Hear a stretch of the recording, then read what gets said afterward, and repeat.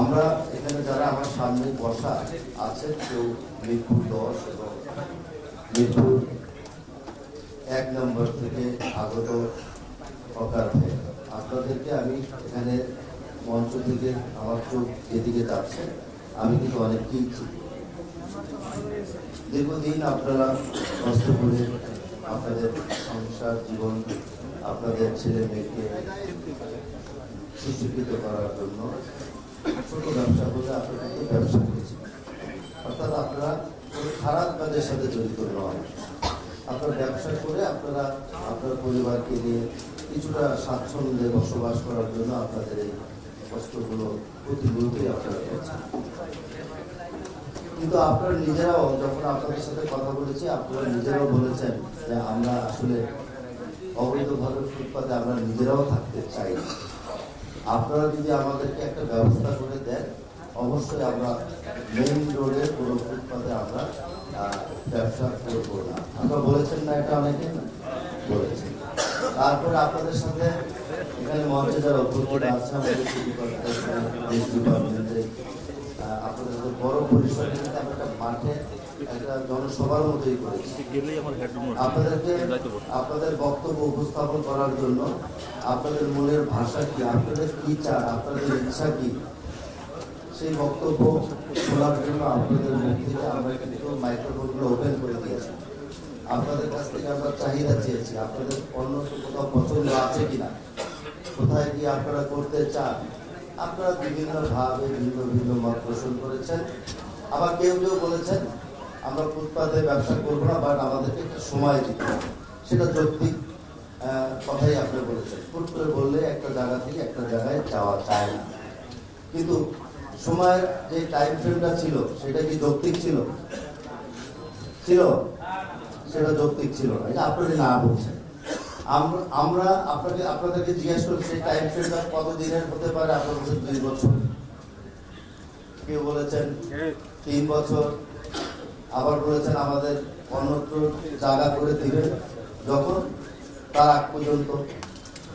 এই যে ভিন্ন ভিন্ন মত নিয়ে কিন্তু আপনাদের প্রতি সম্মান শ্রদ্ধা জানিয়ে কিন্তু আমি আপনাদের বক্তব্যগুলো আমরা সকলে ধৈর্য সহকারে শুনেছি।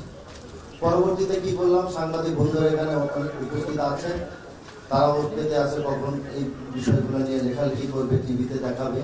আমি স্পষ্ট করতে চাই, সেটা হলো আপনাদেরকে দিয়ে পুলিশ প্রশাসন, লোকাল সামাজিকভাবে যারা প্রতিষ্ঠিত সবাইকে দিয়ে একটা কমিটি করে দিয়েছিলাম।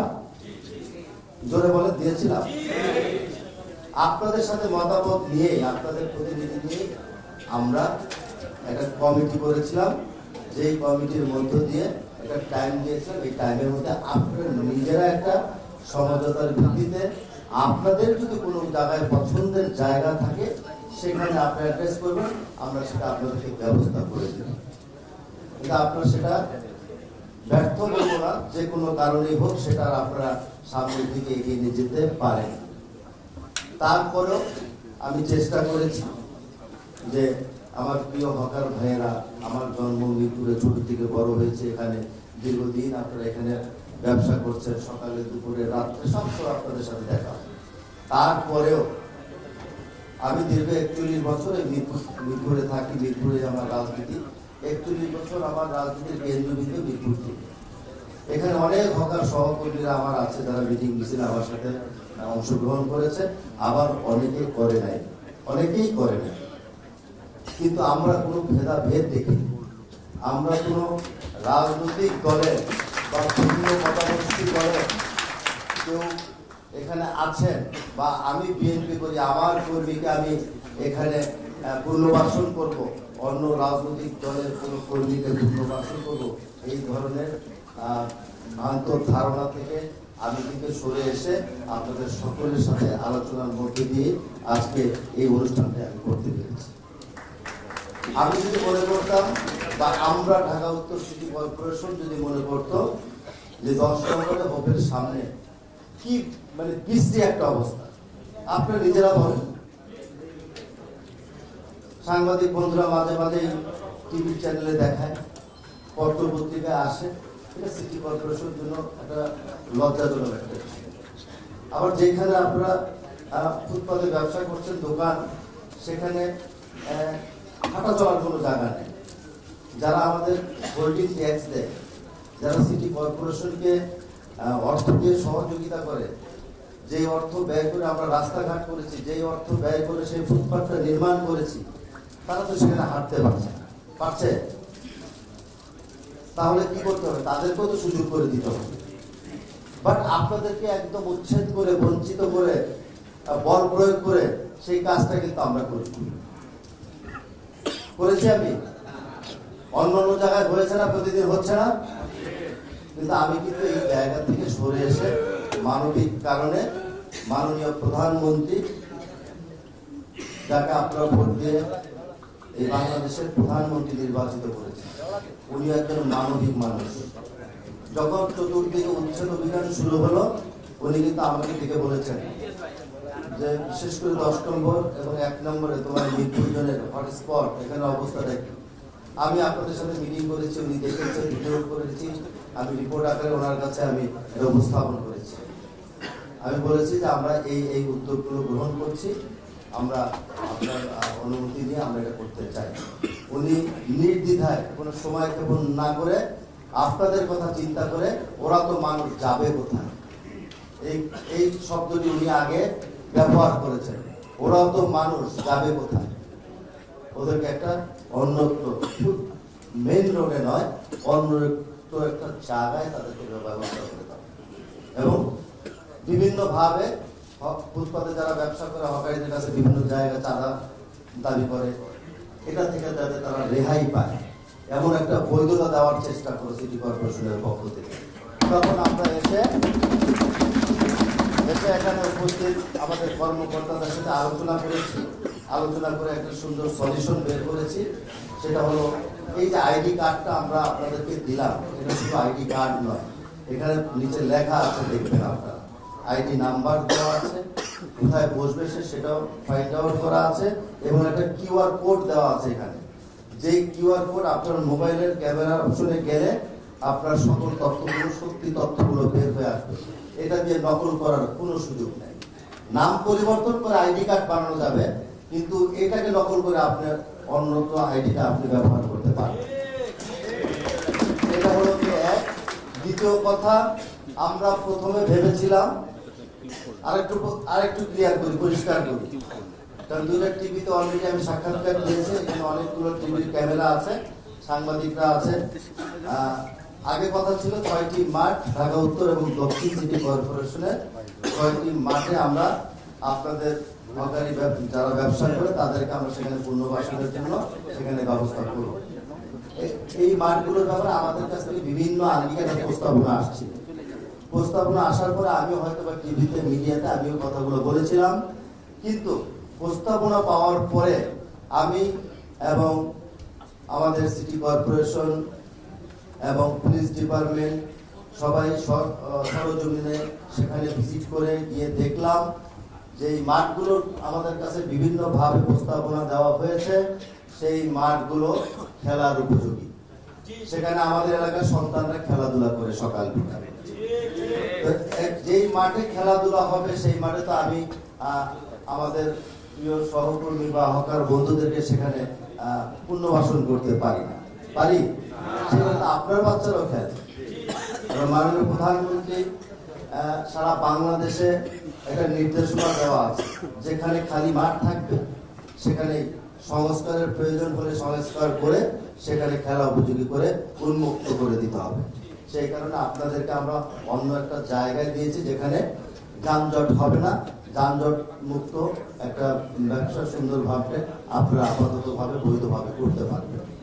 এখানে হতাশ হওয়ার কোনো কারণ নেই, হতাশ একদম হবেন না।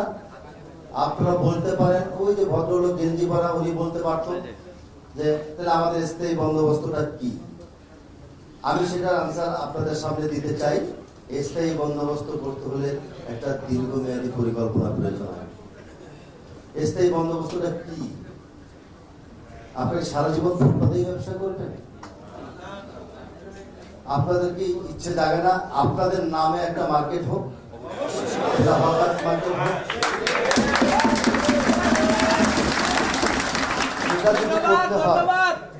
সেটা যদি করতে হয় তাহলে প্রথম শর্ত আমরা পর্যায়ক্রমে আজকে যেমন 200 জনকে আমরা পুনর্বাসনের বৈধতা দিচ্ছি, পরের ধাপে যাতে যত দ্রুত সম্ভব আবার এমনি ভাবে আমরা একদম চলমান থাকবে এটা।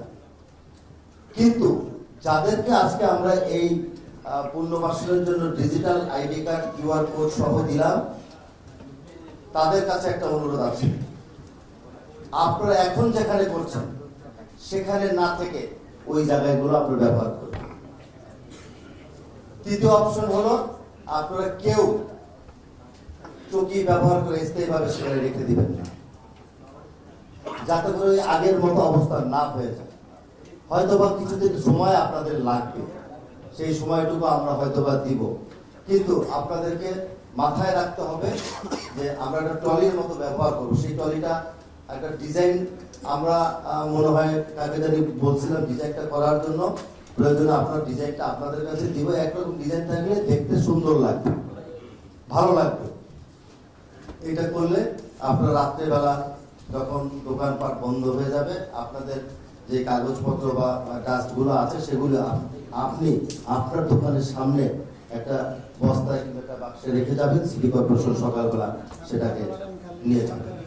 আপনার একদম বুকে হাত দিয়ে বলেন তো, 10 নম্বর গোলচক্কর থেকে একদম ভোগ পর্যন্ত রাত্রে 12টার পরে কি অবস্থা থাকে বলেন, প্লিজ একটু বলেন। ওখানে কি দেখলে মনে হয় যে এটা ঢাকা শহর? এটুকু কি আপনাদেরকে বিবেকে কাজ করে না যে আমার দোকানের সামনেটা আমি অন্তত বস্তায় ভরে দিই? এটা কে পরিষ্কার করে ভোর রাত্রে? তাহলে যদি আরেকটু গোছানো ভাবে আপনার জায়গায় আপনি এটা স্তূপ করে বাক্সে বা একটা বস্তার মধ্যে রেখে দেন, তাহলে নিতে আরো সহজ হয়। তা আমরা তো কিছুটা সচেতন হতে হবে। আজকে যে অনুষ্ঠানটা আমরা আয়োজন করলাম, এটা করতে গিয়ে আমাদের কষ্ট করতে হয়নি। এই যে তালিকা, এই তালিকা করতে কষ্ট হয়েছে না? আজকে কি 200 জনের তালিকা আছে এখানে? না, এই 200 জনের আজকে ডিজিটাল পরিচয়পত্র বা আপনাদের যে বৈধতা, সেটা মাত্র 3 দিনে করেছে। মাত্র 3 দিনে। 3 দিনে এই অফিসে দিন রাত্র চেষ্টা করে সবাই এই কাজগুলো করেছে। আপনি আপনার গলার কাঠটা দেখলেই তো বুঝতে পারেন যে আসলে এটার পিছনে সময় কতটা ব্যয় হয়েছে। এখানে যারা করেছে তারা সবাই বসা। এই যে 204 জনেরটা আমরা আজকে করেছি, এবং আগামীকালকে থেকে আবার যে তালিকা আছে সেই তালিকা অনুযায়ী তাদের জন্য প্রস্তুত করা হবে। এর বাইরেও যদি কেউ তালিকায় বাদ পড়ে থাকে, তারা আমাদের কাছে আবেদন করতে আপনারা পারবেন, অথবা আমাদের আঞ্চলিক নির্বাহী কর্মকর্তা আছে আমাদের 10 নম্বর অফিস, জালাল সাহেবের সাথে আপনারা যোগাযোগ করবেন। আপনাদের আইডি কার্ড, আপনাদের ফোন নাম্বার, 1 কপি করে ছবি ওনার কাছে আপনারা দিয়ে আসবেন। বাদ বাকি কাজগুলো আমাদের। প্লিজ আজকে পর থেকে যতটুকু সময় লাগে গোছগাছ করার জন্য আপনারা দয়া করে ওই জায়গায়, পুরান জায়গায় আর বসবেন না। আমি ওই পুরান জায়গায় খালি দেখতে চাই। এই যে উদ্যোগ নিলাম, সারা বাংলাদেশের মানুষ এই জিনিসটা কিন্তু আজকের পর থেকে জেনে গেল যে আপনারা আমাদেরকে সহযোগিতা করছেন। আবার যদি একই পরিস্থিতি ওখানে হয়, তাহলে মানুষ মনে করবে যে আপনারা আমাদেরকে সহযোগিতা করছেন না। আপনারা কথার কথা এখানে এসছেন, কার্ড নিয়ে গেছেন, বৈধভাবে করছেন না, অবৈধভাবে রাখতে চান। এটা আপনার জন্য ভালো হবে। আইন তখন আপনাদেরকে পারমিট করবে। একটা পর্যায়ে যখন এটা আপনারা মানবেন না কিংবা এটা করবেন না, তখন কিন্তু আবার সেই উচ্ছেদের জায়গায় চলে যেতে হবে। কারণ 98% মানুষ চায় ফুটপাতে কেউ বসে অবৈধভাবে ব্যবসা না করে। এখন কোন সরকার বা সিটি কর্পোরেশন আপনাদের 2% মানুষের জন্য কি 98% মানুষের কাছে খারাপ হবে? বলেন, আপনারা কি নিজে চান এটা এইভাবে থাকুক? আমরা তো চেষ্টা করে যাচ্ছি। আমাদের চেষ্টার কোনো ধরনের ত্রুটি হবে না। আপনারা যদি আরেকটু এগিয়ে এসে আমাদেরকে আরেকটু সহযোগিতা করেন, এটা কিন্তু আরো সহজ হয়ে যাবে। আমরা সবসময় আপনাদের পক্ষেই ছিলাম, আমি নিজে সবসময় আপনাদের পক্ষে ছিলাম, এখনো আছি, সামনেও থাকবো। কিন্তু শর্ত ওটা ওইভাবে যদি আপনারা মেনে চলেন, আপনাদের সর্বাত্মক সহযোগিতা করা হবে। এই যে আজকে দেখেন এই কার্ডটা আপনারা নিয়ে যাচ্ছেন, এই কার্ড আমি আশা করি, বিশ্বাস করি এখানে পুলিশ আছে, পুলিশের দায়িত্ব আপনাদেরকে সহযোগিতা করা, ওনারা আপনাদেরকে সহযোগিতা করবে। আজকের পর থেকে কেউ চাঁদা দিবে? হ্যাঁ, কেউ নেয় আপনাদের কাছ থেকে? যদি নেয় সেটা আপনাদেরকে আমাদেরকে জানাবে না। পত্র পত্রিকায় বিভিন্ন ভাবে লেখালেখি হয় যে ফুটপাত থেকে চাঁদাবাজি হচ্ছে, অমুক অমুকের নাম আসে। আজও কতটুকু সত্য সেটা আমিও নিজেও শুনতে। এখন ফুটপাতে যদি এটা হয়, সবচেয়ে বেশি বিব্রতকর অবস্থায় করি আমি নিজে, কারণ আমি পলিটিক্যাল একজন ওয়ার্কার। আমার কাছে এটা খারাপ লাগে। আমার দল বর্তমানে বাংলাদেশের রাষ্ট্র পরিচালনার দায়িত্ব গ্রহণ করেছে, সেটা আমার জন্য অত্যন্ত বিব্রতকর মনে হয় আমার কাছে। এই বিব্রতকর যদি আমার কাছে মনে হয়, কেউ যদি চাঁদা দাবি করে আর কেউ যদি দেয়, তার অপরাধ কিন্তু সমান। আমি আপনাদেরকে আশ্বস্ত করতে চাই, যদি কেউ, সে যেই হোক, সে আমার কাছে হতে পারে, সেও যদি আপনাদের কাছে অবৈধভাবে কোনো কিছু ডিমান্ড করে, আজকের পর থেকে আপনারা আমাকে জানাবেন।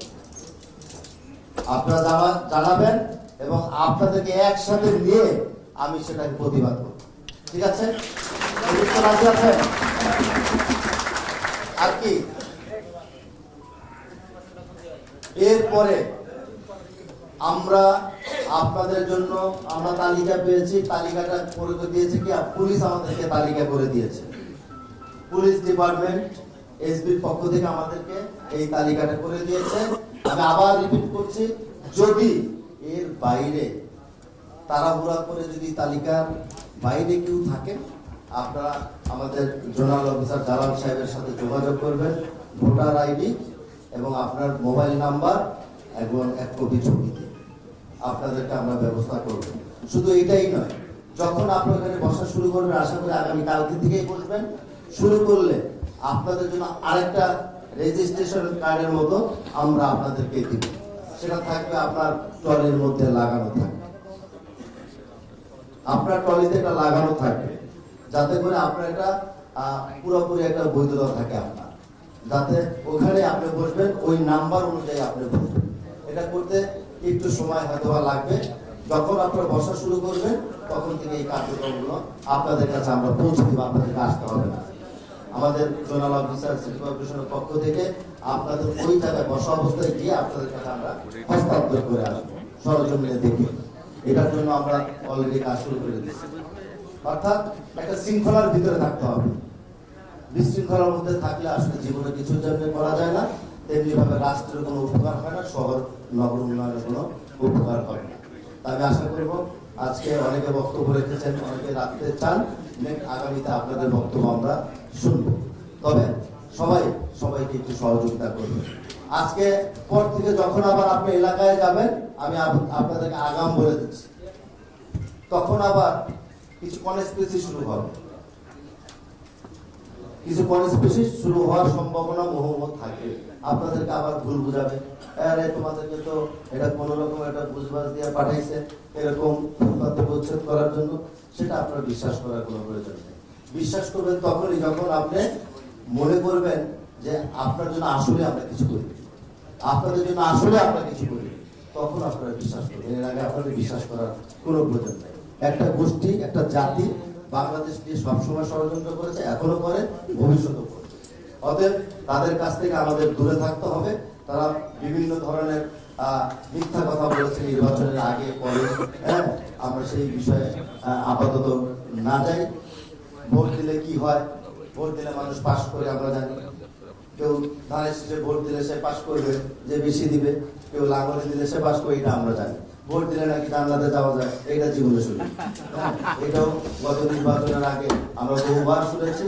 আমি নিজেও প্রার্থী ছিলাম ঢাকা 15 আসনের। এখানে যারা আছেন অনেকে আমাকে ভোটার যারা তারা ভোট দিয়েছেন, যারা যারা ভোট দিচ্ছে সবাই মাথা ঝুলাচ্ছে দেখছি, হ্যাঁ অনেকেই দিয়েছেন, আবার অনেকে আমার সাথে নির্বাচনী প্রচারে অংশগ্রহণ করেছেন।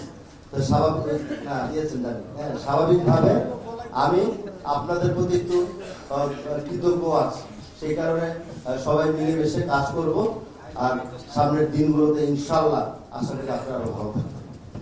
সবাই মাঠের কথা ক্লিয়ার করেছে। সাংবাদিক বন্ধুরা দয়া করে কোনো বিভ্রান্তকর কথাবার্তা না বললে খুশি হব। আমি কিন্তু পরিষ্কার বলেছি, এটা নিয়ে কয়েকদিন যাবত লেখালেখি হচ্ছে, আবার পরিষ্কার করি, মাঠগুলো আমাদেরকে বিভিন্ন ভাবে আমাদেরকে প্রস্তাব আকারে দেওয়া হয়েছিল। সেটার উপরে ভিত্তি করে আমি অনেক হকার বন্ধুদের সাথে আলাপ করেছি। তারা মাঠের ভিতরে যে তারা অনাগ্রহ প্রকাশ করেছে। নাম্বার 2, এই মাঠ খেলার মাঠ, সেই খেলার মাঠে আমাদের সন্তানরা ছেলেরা খেলাধুলা করে, সেই কারণে সেখানে আমরা ওই খেলার মাঠকে আমরা ব্যবসায় ব্যবহার করার জন্য নিরুৎসাহিত করেছি। নাম্বার 3,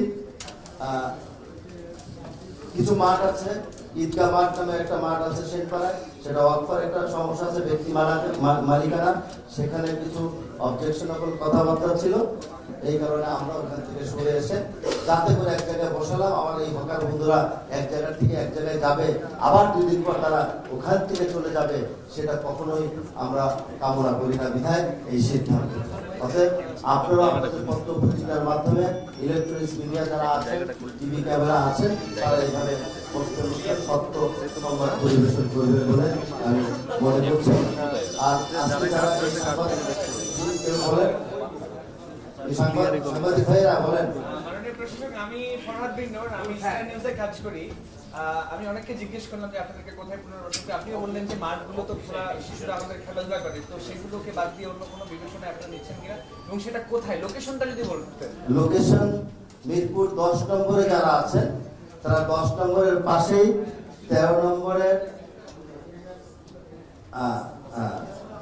হারমোনিয়াম স্কুল রাস্তার মাঝে ওয়াসা ভবন থেকে সোজা একটা ভিতরের দিকে চওড়া রাস্তা গিয়েছে, সেখানে এক সারিতে বসবে, সেখানে 10 নম্বরে। আর 1 নম্বরে যারা আছেন আপাতত গাবতলী কাঁচা বাজার, ওখানে তারা বসবেন। এবং তারও সামনে গেলে আমাদের কিনিয়ার্স কোয়ার্টার আছে, 759 জনের আবাসন কমপ্লেক্স আছে, সেই সামনে বসবেন। 10-এরটা কোথায় বললেন? 10 নম্বরটা বিআরটির উল্টো সাইডে একটা ওয়াসা আছে, ওয়াসার দেয়াল ঘেঁষে একদম সোজা দক্ষিণ সাইডের দিকে গেলে বিশাল আকারের রাস্তা, সেখানে দামদার কোনো সুযোগ নেই, সেখানে লম্বা করে এক সাইড দিয়ে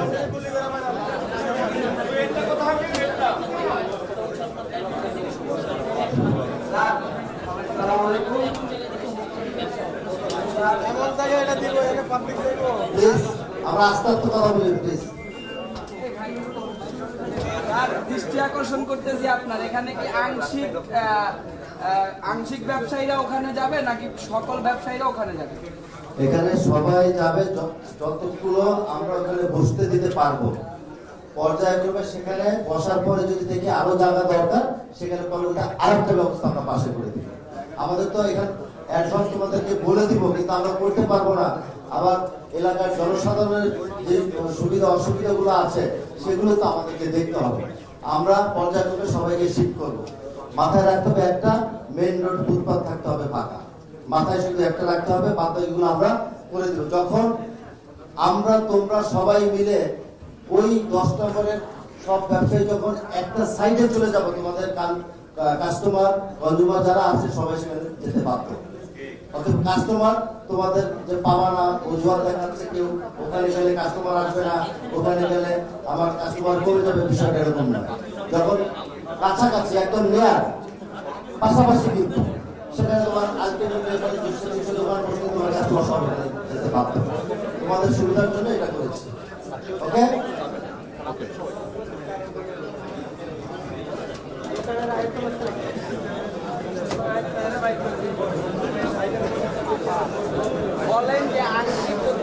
আমরা ওকে আমি উত্তর দিচ্ছি। যেহেতু সিটি কর্পোরেশনের পক্ষ থেকে এই উদ্যোগ গ্রহণ করা হয়েছে, নিশ্চয়ই আমরা কোনো না কোনো কমিটির মাধ্যমে এই কাজগুলো করেছি। আমি আবার বলছি, এখানে মনিটরিং করার জন্য আমাদের আঞ্চলিক নির্বাহী কর্মকর্তা এবং ট্রাফিক পুলিশ সমন্বয় একটা কমিটি আছে। আঞ্চলিক নির্বাহী আপনি নিউজটা কাভার করতে যখন যাবেন তখন আঞ্চলিক নির্বাহী কর্মকর্তা তাকে বলতে হবে, উনি এটার সাথে ইনভলভ, লোকালি ইনভলভ। আমরা হেড অফিস উনি বলবে, তারপরে আমরা ব্যবস্থা নিব এবং তাৎক্ষণিকভাবে যদি ওনার কোনো ব্যবস্থা নেওয়া থাকে ওনার সাথে পাওয়া দেওয়া আছে। আপনার জন্য কি বললে ওখানে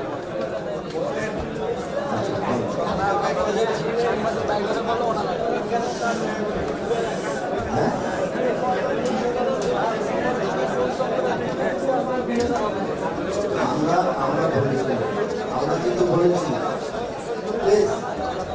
কাজ কিন্তু আমরা ভালো একটা কাজ করছি, শুরু করেছি। সেখানে আগে শুরু যে স্পটগুলো করেছি সেখানে আমরা দেখবো, যদি দেখে আমার হকার বন্ধুরা উৎসাহিত মনে করছে তাহলে আমরা অবশ্যই পাশাপাশি খুব শর্ট টাইমের মধ্যে দিই যে যেখানে ব্যবসা করে আশেপাশে তাদেরকে আরেকটা পুনর্বাসন করবো। আপনি অ্যাডভান্স যদি আমাকে জিজ্ঞেস করেন কোথায়, তখন আমি এটা উত্তর দিতে পারবো না। অবশ্যই সেটাই তো করা উচিত নাকি? এখন আমি বলে দিলাম যে আমি ওখানে দিয়ে দিব, কিন্তু যদি আমি কোনো কারণে সে এলাকার সামাজিক ব্যবস্থাপনা না করতে পারি তখন আমাকে সবকিছু রিভাইজ করে সবকিছু কম্প্রোমাইজ করে কাজ করতে হবে। ধন্যবাদ।